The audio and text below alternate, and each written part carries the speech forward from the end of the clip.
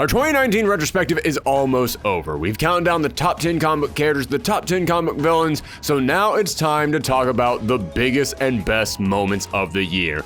Those scenes that took us by surprise, hit all the right buttons, and remind us of why we love comics.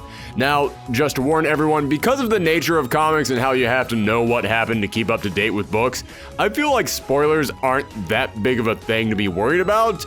But there are a few moments on this list that come from books that I know for a fact some people are waiting to start reading or they're still trying to get caught up on them. So with those books, I will mark them as spoilers with a time for you to jump to skip it. In fact, we're going to do that right now, because with number 10, if you're not caught up on The Walking Dead and you did not read how it ended, skip to this time now, because at number 10, the death of Rick Grimes. The Walking Dead was known for two things. One, it was a zombie story that asked, what if it didn't end? What if we didn't cut to credits and it just kept going? And two, anybody could die at any time. Beloved long-running characters could get wiped out in the blink of an eye in this series. Except for the book's lead protagonist, Rick Grimes. It always felt like he was safe from that second rule. That is until issue 192, where after getting the people of the Commonwealth to turn on their governor, Pamela Milton, it looked like Rick had successfully established a safe place for the survivors of the zombie apocalypse. It looked like for now, they could finally settle in. Until that night when Pamela's son Sebastian broke into Rick's room and in a fit of rage, murdered the star of the book we had been following for almost 2 decades. This death was shocking because it felt like if Rick was going to die, it would be in some truly huge and epic manner, not gunned down in a senseless act of violence by some punk kid. But in a way that actually fits the tone of The Walking Dead. The feeling that life is fleeting and you can lose it at any time, and sometimes there is no grand plan, and sometimes the universe can feel senseless, that was always a theme of this series. So the fact that Rick Grimes went out in a way that didn't feel like it mattered at all, didn't feel like it was built up to, didn't feel like it matched the importance of this character, that absolutely fits the tone of The Walking Dead. It's almost the perfect send-off for his character. But what was even more shocking wasn't how he died. It was that we always thought Rick would last until the end. And he did. The book always felt like it was going to go on forever, like there was no end in sight. I mean, the entire premise of this book is what happens when the zombie movie doesn't cut to credits. And then, with the next issue, with no announcement, no promotion, no warning, the book just ended. It had a touching epilogue talking about what Rick Grimes did for the world, and that was it. Bye, everyone. Thanks for sticking with us for almost 200 issues. That doesn't happen in comics. You don't have surprise endings. If you're going to end your book, you have to let everyone know 3 months in advance and give us all a ton of time to prepare for it. Not just come in here and say, yep, that's it, see everyone. And yet, one of the biggest titles in the comic book world did exactly that, and I can guarantee you no one was expecting it. Next up, another spoiler category for anyone waiting to read Scott Snyder's Last Night on Earth. Huge spoilers incoming, so skip ahead to this time right here for number 8. Because at number 9, the true face of Omega is revealed. Last Night on Earth was a story of a clone of Batman waking up in a dark, desolate future where mankind had succumbed to its darkest desires. He heard about how the original Batman was killed by the people he was trying to help when a wave of civilians turned on the Justice League. And now, there was a new villain running Gotham, using the anti-life equation to control everyone's minds. And all we knew about them was that he had some connection to the original Batman. As time went on, it became obvious that this mysterious villain must be another clone of Batman, one that woke up before our protagonist and was corrupted by this dark world. And when Batman finally came face to face with Omega, he removed his mask to reveal that he wasn't another clone of Batman, he was Batman. After Bruce Wayne fell trying to rescue people who turned against him, he spent days, weeks, months trying to climb his way back up, only for the very people he had dedicated his life to helping to continuously turn on him over and over again. And eventually, it broke him. This was a huge reveal because you wouldn't expect the big villain to close out Scott Snyder's multi-title long Batman run to be Batman himself. But in many ways, it was kind of perfect because all throughout Snyder's run, he had been playing around with the idea of Batman going over the edge, of Batman being as unstable as the villains he fought. So of course, he had to close it all out with this prophecy finally being fulfilled. And with a story about Batman sacrificing himself to try and stop mankind from turning on the Justice League, only to reveal that Batman was still alive and the big villain of the story, he actually wrote a story where Batman both died the hero and lived long enough to see himself become the villain. Number 8 from Unbeatable Squirrel Girl number 50, Squirrel Girl's last friend shows up to save the day. The award-winning Unbeatable Squirrel Girl came to a conclusion this year with Doreen Green having to face off with an army of the greatest villains in the Marvel Universe. Now, Squirrel Girl might be comedically overpowered, but even she couldn't face off with Dr. Doom, the Leader, Baron Mordo, Taskmaster, Dormammu, and so much more. She called on all of her friends from across the series to come and help out, but even they were powerless to stand up to this endless wave of evil. So the villains readied their final attack as Doreen could only stand there helpless to stop it. But that's when one final character showed up to help.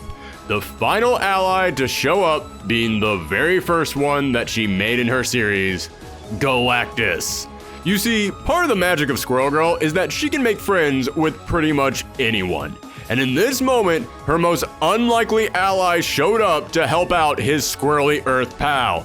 But what gets this on the list isn't just, oh my god, it's Galactus, everybody, although that was pretty good. No, what gets it up here is that after making short work of the villains, Galactus took Doreen for a trip to the moon and commented on how he sees time differently. He can see the future, and he knows that the next time that he and Squirrel Girl meet, both of them are going to be very different. Commenting on how the series was coming to an end and there would never really be another book out there quite like it again. But it wasn't all doom and gloom. No, instead, he mentioned that what they did had importance, because there are others out there who can see time the way he does, who can look into the past. And there would always be someone out there, looking to the past and experiencing the first time that Squirrel Girl and Galactus met all over again. I'll admit I'm a sucker for comics that wax poetically about the very nature of comics themselves, and seeing this book go out on the note that, hey, our series might be coming to an end, but there's always going to be someone out there picking our books up for the very first time and falling in love with our adventures all over again. That is a heartwarming and touching thought at the way people get into books and become fans of them, and it kind of reminds you of what's magical about comics. Next up, another big spoiler alert coming up. For anyone not fully caught up on Gideon Falls, skip ahead to number 6 here, because at number 7 is the 2 Gideon Falls. Throughout this series, we had been following 2 groups of characters, both living in Gideon Falls, one in the center of the city and one on the outskirts of town.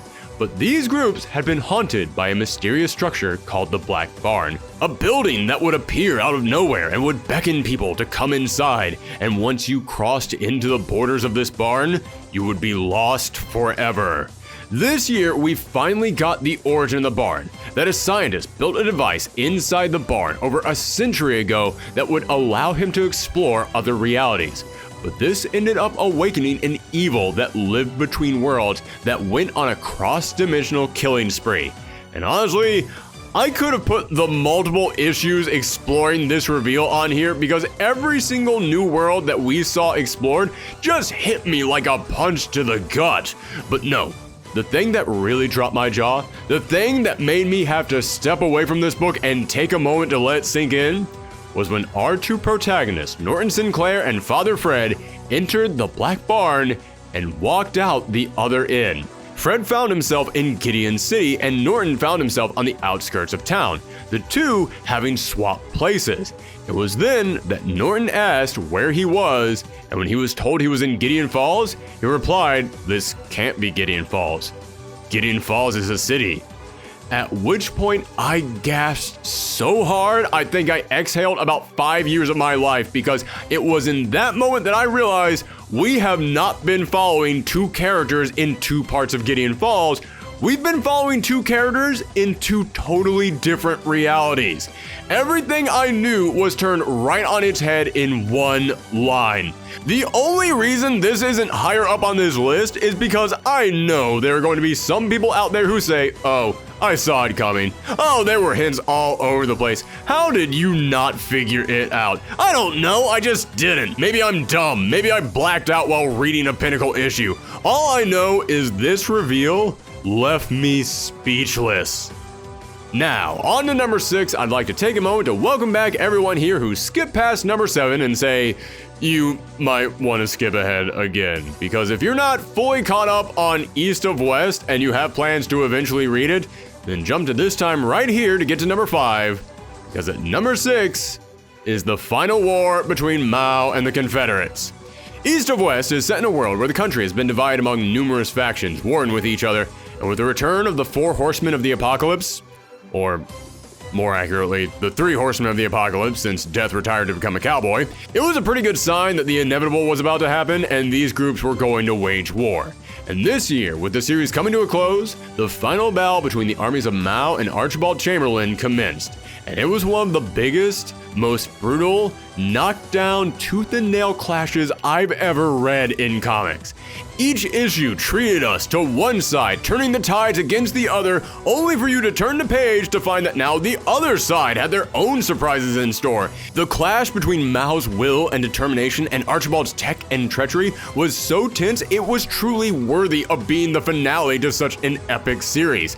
Seeing Mao's armies get wiped out by a bomb as they cursed Archibald's lack of honor, only for them to rise back up through the searing pain to tear through his machines, only to see Mao herself jump into the fray and slice through his forces as Archibald just brushed it off to bring on his next grand plan. Every single turn had me biting my nails in anticipation of what could come next. Number 5, Thor's showdown with Malekith.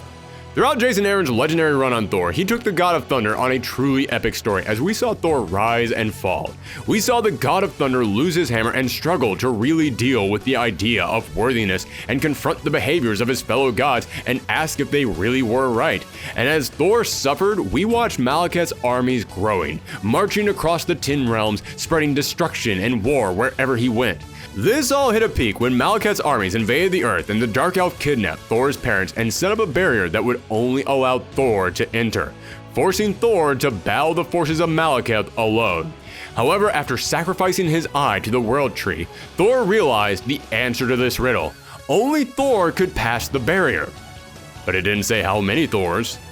Using the Fantastic Four's time machine, as well as the War Thor's hammer, Thor gathered together his past and future selves as well as Jane Foster, 3 characters who had been pinnacle figures in Thor's character development over the past 7 years, and the 4 of them faced off with Malekith in one last battle of magic and thunder. But even with his allies, Thor looked like he was in trouble, only to reveal that when he went to the World Tree, he didn't just sacrifice his eye for wisdom, he also gave up the last scrap of Mjolnir that he had been holding on to use the tree's magic and the fires of the sun to forge a new hammer. Using the new Mjolnir, he delivered a finishing blow to Malekith and declared the War of the Realms to be over with. But he also declared that he was a new man. He now understood his role. He wouldn't just be the God of Thunder, he would be the God of the unworthy, the God for those across the 10 realms who cried out for help. This moment took the themes and characters of 7 years worth of storytelling and brought them to an end with a triumphant explosion. Number 4, Superman tells his family goodbye. DC's Zombie Apocalypse miniseries Deceased wanted to make it clear that nobody was safe. Just like any other zombie survival story, any one of your beloved characters could go at any second. I mean, heck, the story kicked off with Batman dying, and he was on the covers of all these issues as if he was going to be the big hero of the event. So right from the start, you knew that you could end up saying goodbye to anyone at any second. And the biggest death of the series had to be when the Flash became infected, and Superman knew that someone with that speed could destroy the entire planet in a matter of seconds. So after making sure that the Flash was really gone, that there was no way for him to come back, he flew into his friend head on to put him out of his misery, only to find that one small shard of the Flash had punctured his skin, causing the virus to slowly course through his body with no way of stopping it. Superman knew that there was nothing he could do, so with his final few moments, he flew back to his family, and simply told them goodbye. There were plenty of other huge moments from this series that deserve to be on this list. Heck, there's one from the very next issue involving the zombie Superman that almost squeaked it past this one. But because I'm only allowing one moment per series or event, I had to give it to this one because it was filled with so much heart and humanity. The two things that really define Superman to me. When Superman realized that he was going to die and there was no way to stop it, the only thought that came to his mind was making sure that his family was okay and seeing them one last time. I've often said that it's hard for me to really get emotionally invested in alternate reality stories because you know that none of it will have any sort of effect on anything. So the fact that this story from an alternate reality horror comic is my most emotional moment of the year really speaks to how touching this scene is, to how much weight it contains, and to how much it makes you care about these characters. Number 3 from Justice League number 25, Superman breaks through the 6th dimension. Okay, stick with me folks, this one is going to take a while to set up. Scott Snyder's Justice League run hit its peak this year as the heroes of the DC Universe tried to stop Lex Luthor from twisting the will of the universe towards evil, and needless to say, there were plenty of huge moments from these issues. However, as I said, I have a one moment per series rule, and honestly, this moment from Justice League issue 25, the conclusion to the 6th dimension storyline, knocked my socks off like few moments did this year. To try and learn how to stop Perpetua, the mother of the multiverse, the Justice League had to travel to the 6th dimension, a place of the impossible, sitting beyond the 4th dimension of time and the 5th dimension of imagination. However, not all of them arrived safely, as Superman landed on a small, isolated planet with barely enough sunlight to keep him alive. The rest of the Justice League found a perfect future, one where they had defeated Perpetua and saved all of reality. However, as time went along, they eventually realized this paradise was actually a false reality created by the World Forger, the son of Perpetua. He told them that the only way to save the multiverse was to sacrifice all their ideals, let all other realities die, and imprison all those who opposed them. The League fought back, except for Batman, who actually thought that the World Forger might be right. Maybe this was the only way to save reality. The World Forger gave Batman a test to prove his loyalty. Superman was trying to fly away from the rock that he left him on, so he gave Batman access to his universal engine and forced him to move the sun away to leave Superman to die in darkness. With no choice, Batman agreed, and Superman watched as his source of power, his lifeline, faded away, leaving him in total darkness. Clark could feel all hope fleeting, his final breaths escaping his lungs, but he thought back to his past, to his father teaching him the lessons that had guided him through his life, and he thought about his son and all that he still had left to pass on to him, and most importantly, he thought about his friends in the Justice League, how they were always there for him, and he used this motivation to push himself through the darkness, to keep flying even when he had no powers left, until he finally saw it, the smallest glimmer of light. He flew towards this beacon, the light growing stronger and stronger, until finally he reached this star that fully revitalized him.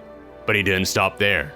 He saw all the stars of this reality laid out in front of him, at which point it's revealed that yes, Batman did believe that the World Forger was right, that maybe this was the only way to save the universe. But he also knew that if anyone could prove him wrong, it would be Clark. So he did pull that sun away from him, but it was because he had faith that his friend could push himself enough to reach it wherever he sent it. And he arranged all the stars in this universe in the perfect order to form a maze leading directly back to them. And so Superman flew from one star to another, building up his speed and power, thinking of everything he had been through. Starting off from a single point, he flew in a straight line, floating through the endless space, thinking back through time to his father and imagining his son's future, powering him to do the impossible. And in that moment, with the hope of the past, the present, and the future all channeling into the Man of Steel, he delivered a punch so strong it erupted across the entire planet.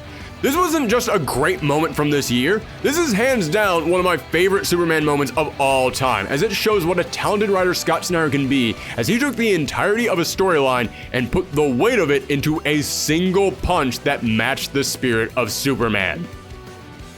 But you know what's crazy?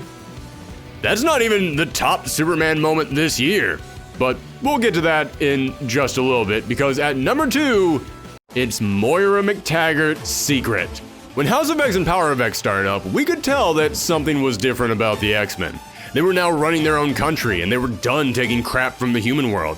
The X-Men went from hiding from mankind to making demands of the world, and they weren't taking no for an answer. But why were the X-Men different? What caused this change? Well, shortly after this storyline began, we learned that longtime ally to the X-Men, Moira McTaggart, had been a mutant all along. A mutant with the power of reincarnation. Each time she died, she would go back in time and live out her life all over again. And she had done this several times now, altering the timeline every single time that she was born anew. And now, after all these attempts, she had finally enacted her master plan, and she had been secretly setting up this strategy to save the mutant race from the threat of humans for years now. This moment was a game changer, unlike anything else in comics this year, and what gets it this high on the list isn't so much what it revealed, but what it didn't. I know it eventually became a joke on this channel how many questions and theories I had about what was going on, but I formed so many theories and asked so many questions for a reason. Everyone was doing it! Everyone wanted to know what this meant, how much had been changed, what other big revelations were about to be made. Nothing else in comics this year got people talking as much as Moira's Secret.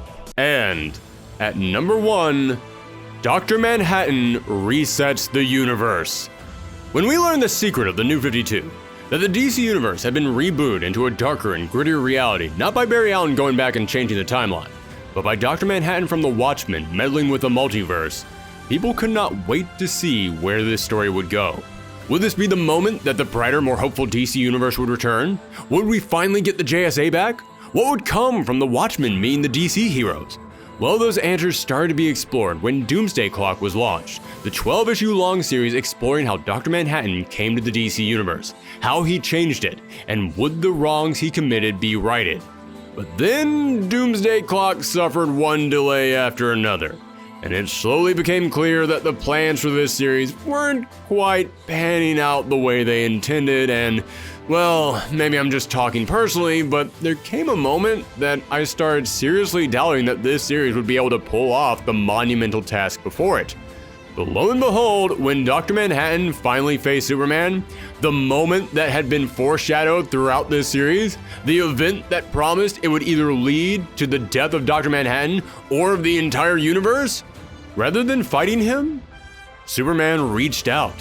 He didn't strike Dr. Manhattan down even after he revealed it was his fault that his parents died. Instead, he said that there were still people that needed saving, and he needed Manhattan's help.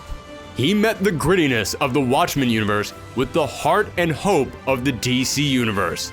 And Dr. Manhattan realized he was wrong.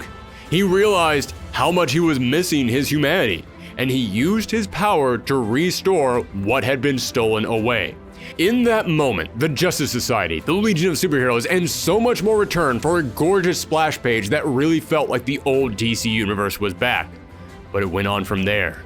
Dr. Manhattan talked about how he could see through time, and how he saw the DC Universe had been rebooted before, and it would be rebooted again, and again, over and over for hundreds of years to come. And I mentioned earlier, I love when comics just get philosophical and talk about the importance and the purpose of the medium, and in this sequence, it was essentially Jeff Johns saying to the audience, yes, we will keep rebooting the universe over and over, because Superman is important.